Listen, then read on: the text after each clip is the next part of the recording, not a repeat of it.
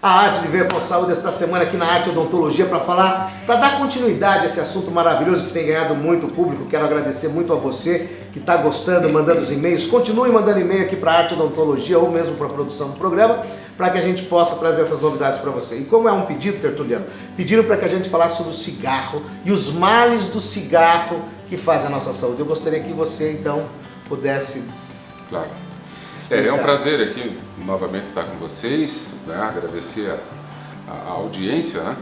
E realmente esse tema do cigarro é muito interessante, Eu acho que as pessoas fizeram essa pergunta para você porque tem muito profissional que, se o paciente é fumante, ele evita de fazer alguns procedimentos. Nossa! A coisa é muito séria.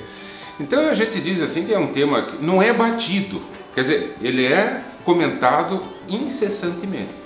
Agora, nunca vai ser batido, porque ninguém tá tornando o assunto maçante, né, para se tornar aquele fumante chato, ex-fumante chato, né?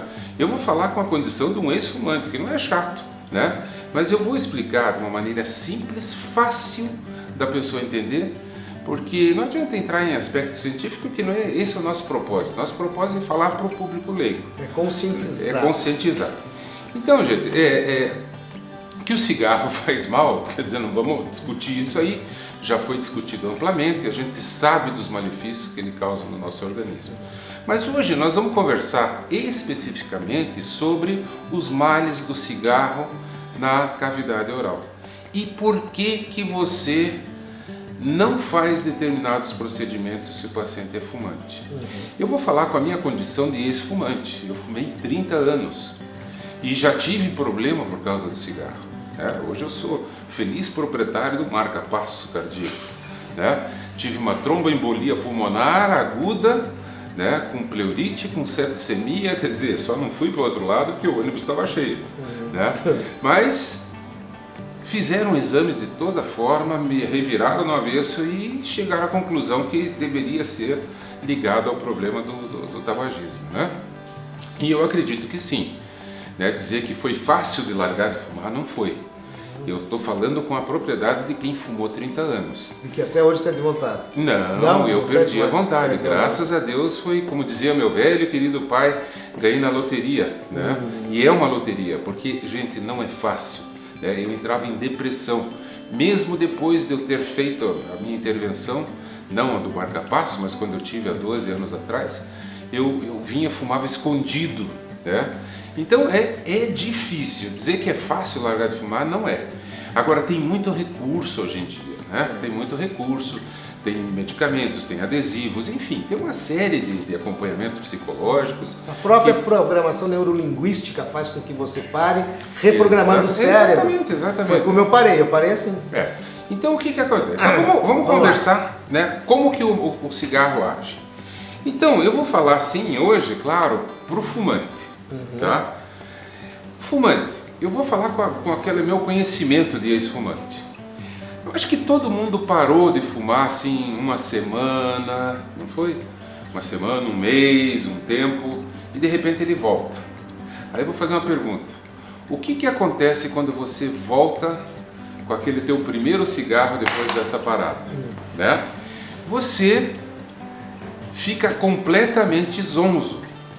Na verdade, você fica tonto, completamente tonto. Quem é fumante, quem já fez isso, sabe disso. Eu nunca me esqueço, uma vez, uma parada que eu dei, de uns 2 ou 3 meses, quando eu voltei o primeiro cigarro, eu fui pro chão, eu não conseguia me manter em pé. Tamanho a tontura que me deu, uma tontura gostosa, para quem é fumante sabe, que coisa boa e tal. Gente, mas não é coisa boa, o malefício dele é muito grande.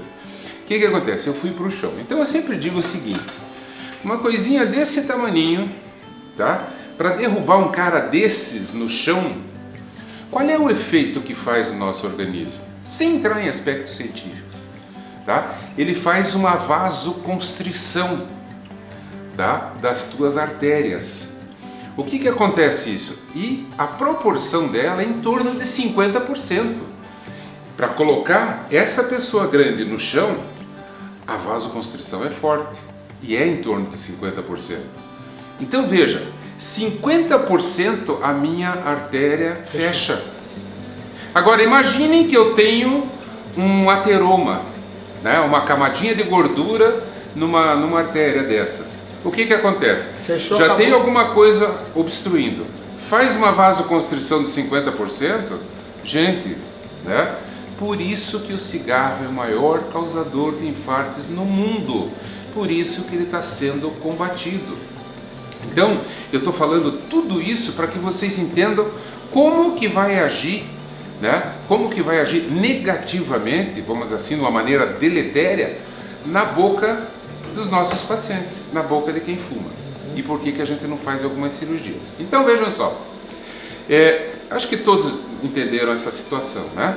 Por isso que ele é um causador. Vasoconstrição de 50%. Tá? Bom, aí a pessoa continua fumando. Na outra vez deu uma tonturinha. Ah, agora não está dando mais vasoconstrição? Gente, o efeito continua. Ele só não faz mais, mas ele está continuando. O teu organismo acostumou com aquela vasoconstrição. Por isso que não mas dá continua, um efeito de porque desmaio. não dá o efeito de desmaio na sequência. Você continua fumando, não passa mal. Teoricamente, né? Você está passando mal lá no seu íntimo, né? na sua estrutura física. Bom, aí vamos voltar ao assunto. A boca é a região mais contaminada do nosso organismo. Eu tenho bactérias saprófitas, que seriam as bactérias boas, e tenho as bactérias patogênicas, que são as bactérias más, as agressivas, né?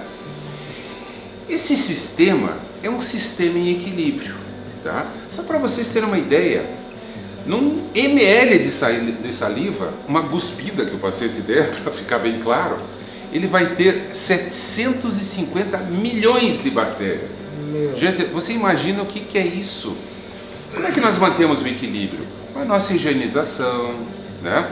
Com a nossa escovação, Alimentação. certo? A alimentação adequada. Então isso é um sistema em equilíbrio, tá? Agora vejam o seguinte, e o que mais que equilibra a nossa cavidade bucal?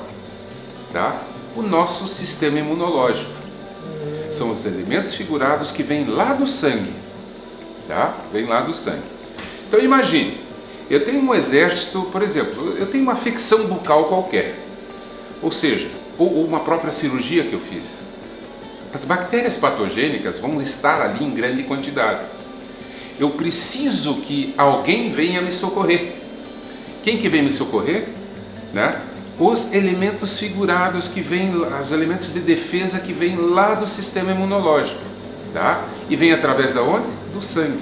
Agora vocês imaginam o seguinte, no fumante, ele fez vasoconstrição de 50%, o que vai acontecer? Vem metade do exército bom para defender. Não resolve. Ou seja, os maus vão ganhar guerra, né?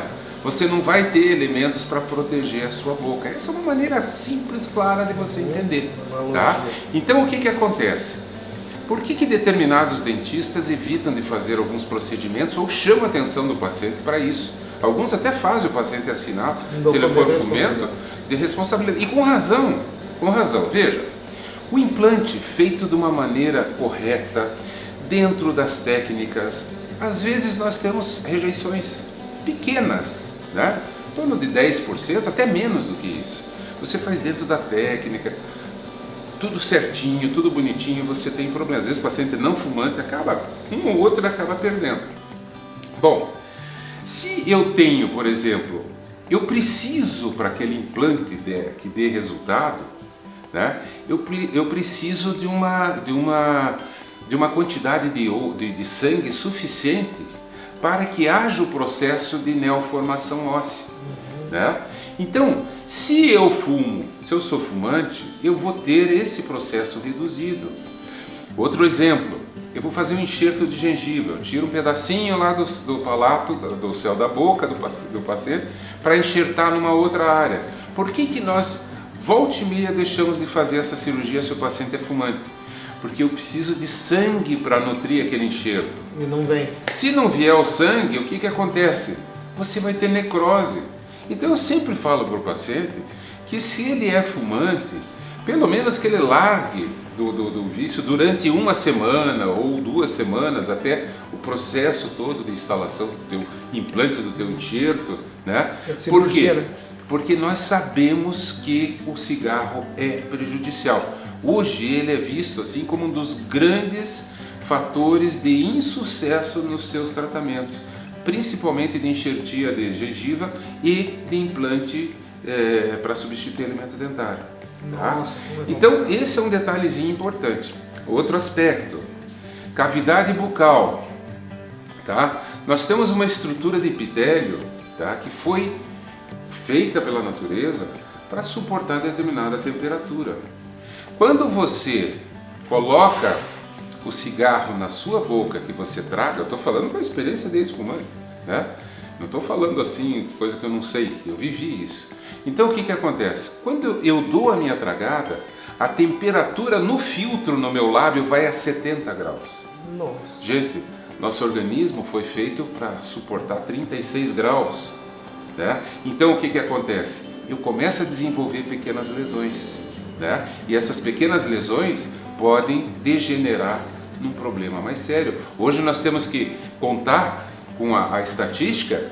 O câncer de boca hoje é o quinto de todos os, a quinta incidência de todos os tipos de câncer. Pior que pega em tudo, né? Pega faringe. Exatamente, ele é extremamente lesivo, né? Porque quando ele já está instalado, quando ele já está infiltrado, às vezes a margem de segurança para se remover aquela peça acaba mutilando o paciente, né? Então é um detalhezinho importante. Isso até dá para você comprovar. Existiu uma estatística antiga, eu não posso dizer com precisão isso atualmente, talvez os otorrinos possam dizer, mas por exemplo existia um trabalho mostrando que entre a maior incidência de câncer de faringe no Brasil era entre os gaúchos, pelo hábito de tomar o chimarrão quente, né? O chimarrão quente.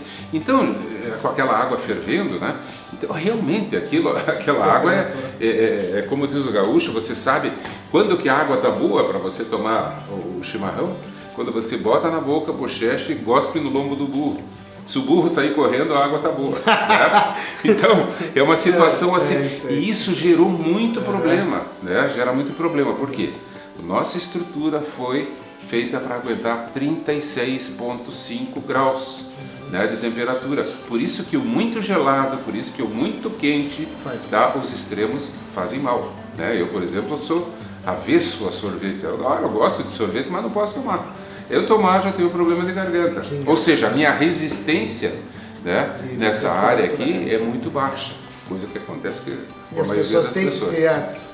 Cuidar com isso. Exatamente.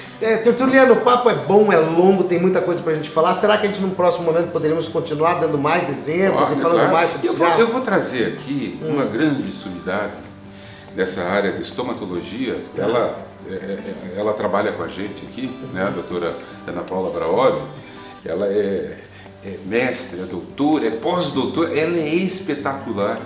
Ela faz a parte de diagnóstico, ou seja, aparecem lesões aqui, a gente já encaminha para ela.